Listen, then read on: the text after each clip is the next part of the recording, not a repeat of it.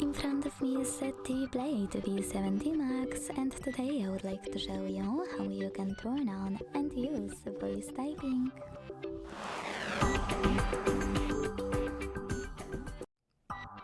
Begin by launching your keyboard and tapping on the microphone icon at the top left corner. Then start typing. As you can see, voice typing is on. If you want to stop, you can pause or use this button. If you want to manage voice typing settings, click on this gear on the left and operate all of those however you want to.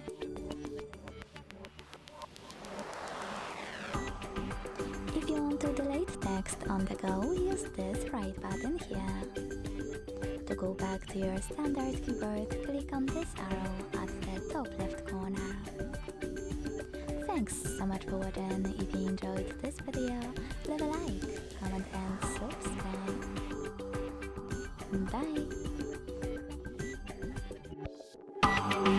Bye!